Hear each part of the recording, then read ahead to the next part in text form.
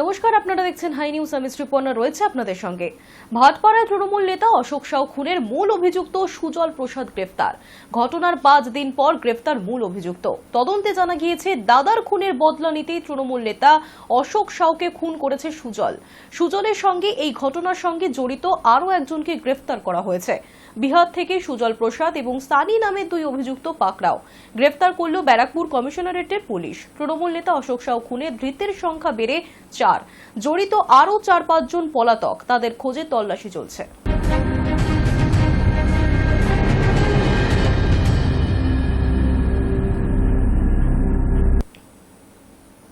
মহিলাদের নিরাপত্তার কথা মাথায় রেখে তাদের যাতায়াতের সুবিধার্থে কোচবিহারে চালু হলো লেডিস স্পেশাল বাস। উত্তরবঙ্গ রাষ্ট্রীয় পরিবহনের উদ্যোগে এই পরিষেবা চালু হলো। সোমবার কোচবিহার কেন্দ্রীয় বাস টার্মিনাস থেকে এই বাস পরিষেবার সূচনা করেছেন উত্তরবঙ্গ রাষ্ট্রীয় পরিবহনের চেয়ারম্যান পার্থ প্রতিম রায়। কোচবিহার থেকে আলিপুরদুয়ার পর্যন্ত চলবে এই লেডিস স্পেশাল বাস। পার্থ প্রতিম রায়ের কথায় আগামী দিনে কোচবিহার থেকে দিনহাটা, কোচবিহার থেকে তুফানগঞ্জ এমনকি শিলিগুড়ি পর্যন্ত এ ধরনের বাস পরিষেবা চালু করা হবে। পাশাপাশি এই বাসের সমস্ত যাত্রী যেমন মহিলা, তেমনি কন্ডাক্টরও মহিলাই থাকছেন।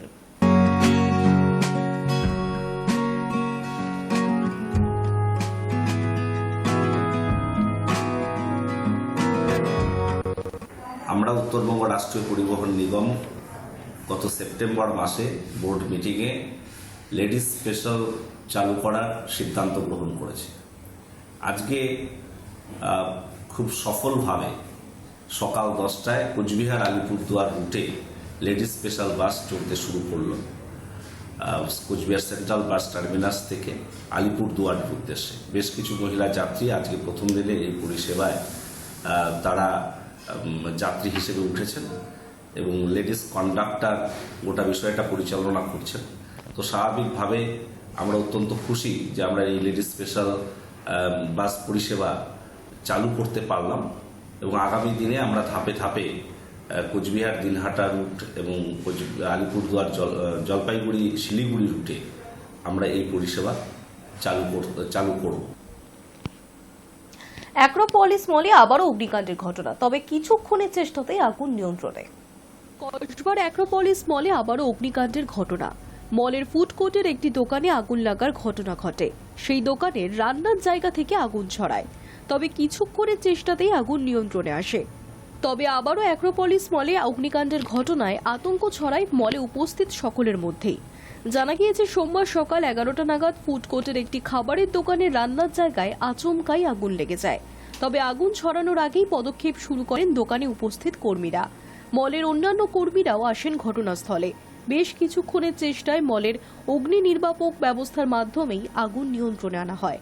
যদিও কিভাবে আগুন লাগলো তা এখনো স্পষ্ট নয়, তবে মল কর্তৃপক্ষের তৎপরতায় দ্রুত আগুন নিয়ন্ত্রণে আনা সম্ভব হয়েছে। উল্লেখ্য, গত জুন মাসে অ্যাক্রোপলিস মলে আগুন লেগেছিল। ফুড কোর্ট থেকেই সেই আগুন ছড়িয়েছিল। আগুন নিয়ন্ত্রণে আনতে বেগ পেতে হয়েছিল দমকল কর্মীদের। উঠেছিল মলের অগ্নি নির্বাপক ব্যবস্থা নিয়ে প্রশ্ন। ওই শপিং মলের কোনো অংশে গাফিলতি ছিল কিনা, কেন আগুন লাগলো, ফায়ার ফাইটিং ব্যবস্থা সক্রিয় কতটা ছিল, এই সমস্ত বিষয় নিয়েই তদন্ত করেছিল দমকল। পরে দমকল এবং পৌরসভা থেকে ছাড়পত্র নিয়ে মেরামতির কাজ করেন অ্যাক্রোপলিস কর্তৃপক্ষ। তারপর ধাপে ধাপে শপিং মল খোলা হয়, কিন্তু সোমবারের অগ্নিকাণ্ডের পর ফের প্রশ্নের মুখে অ্যাক্রোপলিস কর্তৃপক্ষ। High news network. সেঞ্চুরির পথে এগোচ্ছে পেঁয়াজের দাম। দোসর হয়েছে আলুর মূল্য বৃদ্ধি। প্রশ্নের মুখে টাস্ক ফোর্স। পেঁয়াজের দামে এখন মুখ লাল হয়ে যাচ্ছে, আর তার ঝাঁঝে চোখে জল এসে যাচ্ছে গৃহস্থদের। এখানেই শেষ নয়, আলুর দামও লাগাম ছাড়া হয়েছে। সুতরাং আলু পেঁয়াজ অগ্নিমূল্য হওয়ায় নাভিশ্বাস উঠেছে মধ্যবিত্তের। পেঁয়াজের দাম অগস্ট মাস থেকে বেড়ে গিয়েছে। প্রতি কেজি পেঁয়াজের দর আগে ছিল 50 টাকা, এখন সেই পেঁয়াজের দাম বেড়ে হয়েছে 70 থেকে 80 টাকা। আলুর দাম কমানোর নানা চেষ্টা করছেন মুখ্যমন্ত্রী মমতা বন্দ্যোপাধ্যায়। বারবার দাম কমানোর কথাও বলেছেন, রাস্তায় নেমে কাজ করতে বলেছেন টাস্কফোর্সকে। কিন্তু তারপরও প্রতি কেজি আলু 35 টাকা দরে বিক্রি হচ্ছে। তাই প্রশ্ন উঠছে টাস্কফোর্সের ভূমিকা নিয়ে। কৃষি বিপণন দপ্তর সূত্রে খবর 2 মাস আগে অর্থাৎ সেপ্টেম্বর মাসে অতিবৃষ্টি হয়। তার জন্য মহারাষ্ট্র, মধ্যপ্রদেশ সহ ভিন রাজ্যে অনেক পেঁয়াজ নষ্ট হয়ে গিয়েছে। তার প্রভাবে খুচরো বাজারে পেঁয়াজের দাম মারাত্মক বেড়েছে, যা কিনতে গিয়ে চোখে জল এসে যাচ্ছে ক্রেতাদের। পাল্লা দিয়ে বেড়ে চলেছে আলুর দামও। এই পরিস্থিতি নিয়ে ব্যবসায়ীদের দাবি, প্রত্যেক বছর দুর্গাপুজোর পর থেকে পেঁয়াজের দাম কিছুটা বাড়ে। সেক্ষেত্রে মহারাষ্ট্রের নাসিকের পেঁয়াজ বাজারে চলে আসে আর দাম সামাল দেওয়া যায়। এবার সেখান থেকে অনেক কম পেঁয়াজ এসছে, তাই দাম এখন চড়া, যার ফলে পকেটে চাপ বেড়েছে আম জনতার। ব্যবসায়ীদের সূত্রের খবর, বাজারে এখনও যেটুকু পেঁয়াজ আসছে সেটা চাষিদের ঘর থেকে। সেই পেঁয়াজ এখন শেষ হতে বসেছে। নাসিক থেকে পেঁয়াজ কম এসেছে কারণ ফসল নষ্ট হয়ে গিয়েছে বলে। সেক্ষেত্রে কলকাতা এবং গোটা রাজ্যে পেঁয়াজের দাম আকাশ ছোঁয়া হয়েছে। এই গোটা বিষয়টি নিয়ে রাজ্য টাস্কফোর্সের সদস্য কমল দে বলেন, এই রাজ্যে প্রত্যেক মাসে 1.5 টন লক্ষ্য পেঁয়াজ লাগে। তার অর্ধেকের থেকেও কম পেঁয়াজ আমদানি হচ্ছে। দাম বেড়ে যাওয়ায় ব্যবসায়ীরাও আমদানি করতে ভয় পাচ্ছেন। আলুর দাম কবে 35 টাকা কেজি থেকে কমবে তা কেউ বলতে পারছেন না। তার উপর পেঁয়াজের দাম সেঞ্চুরির কাছাকাছি পৌঁছেছে।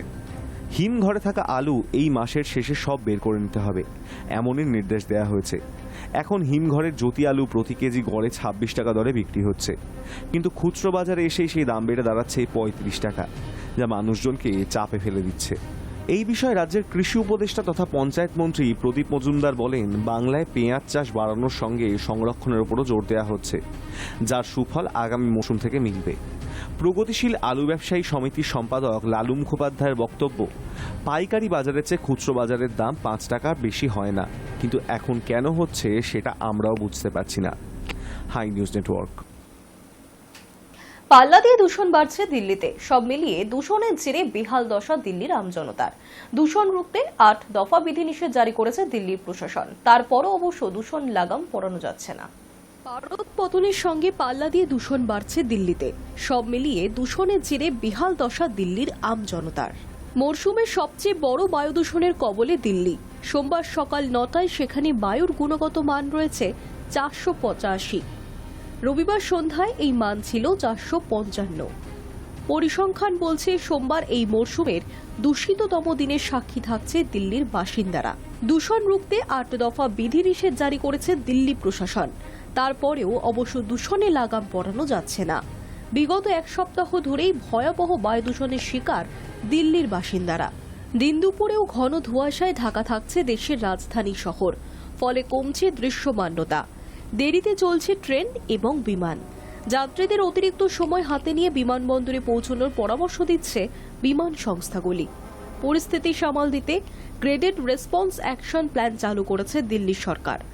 8 দফা বিধিনিষেধ কার্যকর করা হয়েছে। নিত্য প্রয়োজনীয় সামগ্রী বহনকারী ট্রাক ছাড়া অন্য ভারী যানবাহন আপাতত দিল্লিতে প্রবেশ করতে পারবে না। আধুনিকতম ইঞ্জিন বিশিষ্ট গাড়ি ছাড়া অন্য ছোট গাড়ি প্রবেশের ক্ষেত্রেও নিষেধাজ্ঞা জারি করা হচ্ছে। আপাতত পরিকাঠামো নির্মাণের কাজও স্থগিত করতে বলা হয়েছে। স্কুলগুলিকে 10ম, একাদশ এবং দ্বাদশ শ্রেণী বাদে অন্য সব শ্রেণীর পঠন পাঠন অনলাইনে করানোর নির্দেশ দেওয়া হয়েছে। অন্যদিকে সোমবার সকালে ধোঁয়াশায় দেখা মিলেছে আরব সাগরের উপকূলবর্তী মুম্বাইতেও। দেশের বাণিজ্য নগরীতে বায়ুর গুণগত মান 179। তবে এই ধরনের ধোঁয়াশা শেষ কবে দেখা গিয়েছে তা মনে করতে পারছেন না মুম্বাইবাসীরা। High news network. চলে গেলেন পথের পাঁচালী দুর্গা ওরফে উমা দাশগুপ্ত। সোমবার সকাল 8টা নাগাদ বাইপাসের এক বেসরকারি হাসপাতালে শেষ নিঃশ্বাস ত্যাগ করেছেন তিনি। বিভূতিভূষণ বন্দ্যোপাধ্যায়ের কালজয়ী রচনা পথের পাঁচালীকে পর্দায় নিপুণভাবে ফুটিয়ে তুলেছিলেন সত্যজিৎ রায়। সেই সিনেমার ছোট্ট দুর্গা এবং তার অভিনয় এতগুলো বছর পরও আজও দর্শকের মনে জীবন্ত। বিশেষ করে দুর্গা ওরফে উমা দাশগুপ্তর সেই প্রাণোচ্ছল হাসি, নিপুণ অভিনয় আজও পথের পাঁচালীকে জীবন্ত করে রেখেছে। সোমবার লাইমলাইটের অন্তরালে থাকা সেই অভিনেত্রী চলে গেলেন পরপারে। সোমবার সকাল 8টা নাগাদ বাইপাসের এক বেসরকারি হাসপাতালে শেষ নিঃশ্বাস ত্যাগ করেন উমা দেবী। কয়েক বছর আগে ক্যান্সার হয়েছিল তার। চিকিৎসায় সারাও দিয়েছিলেন প্রাথমিকভাবে, কিন্তু নতুন করে ফিরে আসে মারণ রোগ। ফের অসুস্থ হয়ে পড়েন। চিকিৎসার জন্য তাকে ভর্তি করানো হয় বেসরকারি এক হাসপাতালে। সেখানেই প্রয়াত হন উমা দেবী। মাসখানেক আগেই নেটপাড়ায় আচমকা রটে যায় যে উমা দাশগুপ্ত নাকি প্রয়াত।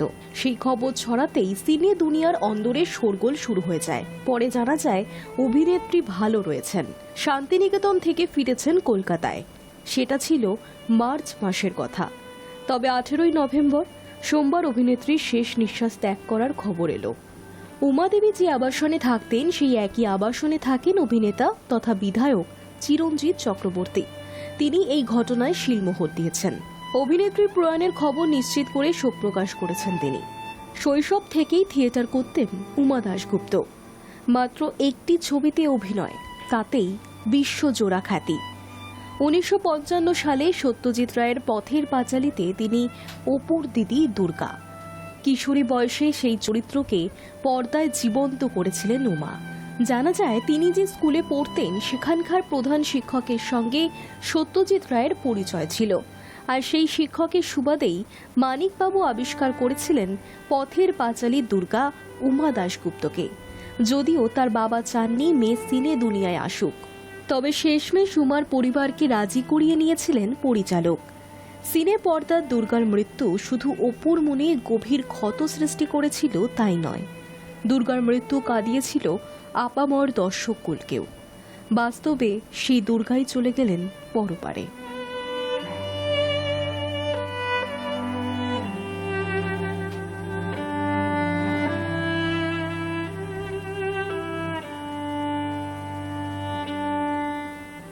High news network. বক্স অফিসে একের পর এক ভরাডুবে। অক্ষয় পারিশ্রমিক নেন 60 কোটি থেকে 145 কোটি। 56 বছর বয়সে পর্দায় যেভাবে হাজির হন অক্ষয় কুমার, তার যে কোনো অভিনেতার জন্যই অনুপ্রেরণা। বলিউডে পেশিবহুল নায়কের অভাব নেই, কিন্তু 60-এর দোরগোড়ায় এসে এমন ফিটনেস বজায় রাখতে পারা মুখের কথা নয়। তিনি যতটা রোম্যান্টিক হিরো, ঠিক ততটাই তিনি অ্যাকশন হিরো। পর্দায় কম বয়সী নায়িকাদের হিরো হয়ে উঠতে বিশেষ প্রস্তুতির দরকার হয় না অক্ষয়ের, কারণ সারা বছর তিনি একটা নির্দিষ্ট নিয়ম মেনেই চলেন। শারীরিক সক্ষমতা হার মানাবে নতুন প্রজন্মের যে কোনো নায়ককে। যদিও অক্ষয় গত কয়েক বছর ধরে বক্স অফিসের সাফল্যের মুখ দেখেনি, যে ছবিতে হাত দিয়েছেন সেটাই ব্যর্থ। যদিও তাতে নাকি পারিশ্রমিকে বিন্দুমাত্র প্রভাব পড়েনি। ছবি পিছু নাকি তিনি 60 কোটি থেকে 145 কোটি টাকা পারিশ্রমিক নিচ্ছেন। তবে কি সত্যি কোনো প্রযোজক এই বিপুল পরিমাণ অর্থ দিতে রাজি তাকে? সত্যিটা জানালেন অক্ষয় নিজেই। এমনিতেই বলিউডের বড় তারকারা আজকাল পারিশ্রমিক নেন না, তাঁদের মূল আগ্রহ থাকে লভ্যাংশে। সিনেমার আয় ভালো হলে একটা নির্দিষ্ট পরিমাণ টাকা নেন তারকারা, যেমনটা করে থাকেন শাহরুখ খান বা অজয় দেবগন। সেই হিসেবেই পিছিয়ে নেই অক্ষয়। তিনি ছবি পিছু নেন প্রায় 60 কোটি টাকা, কখনো সেই অঙ্কটা নাকি পার করে 100 কোটিও। যদিও গত কয়েক বছর ধরে সময়টা ভালো যাচ্ছে না তার। একের পর এক ছবি বক্স অফিসে প্রায় মুখ থুবড়ে পড়ছে, তবে পারিশ্রমিকের দিকে নড়চড় নেই তার। তিনি সম্প্রতি তার বিশাল অঙ্কের পারিশ্রমিক প্রসঙ্গে জানান, ছবির সাফল্য পেলেই যেমন অংশীদারিত্ব পান, তেমনি অনেক ছবির ক্ষেত্রে এমনও হয়েছে কোনো টাকাই নেননি তিনি।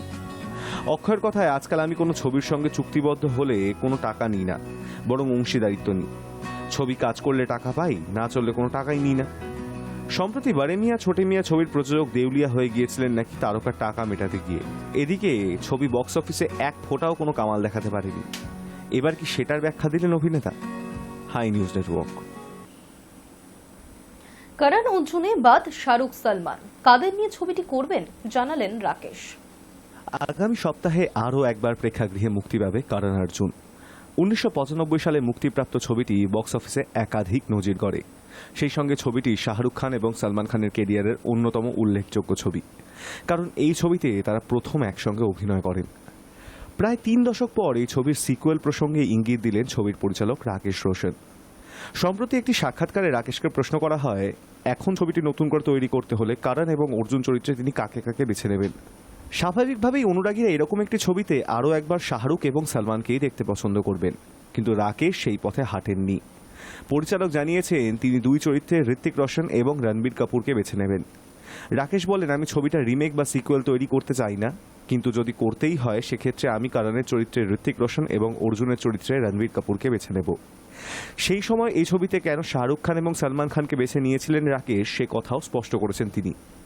রাকেশের কথায় সালমানের সুঠাম দেহের কারণে করণ চরিত্রকে পছন্দ হয়।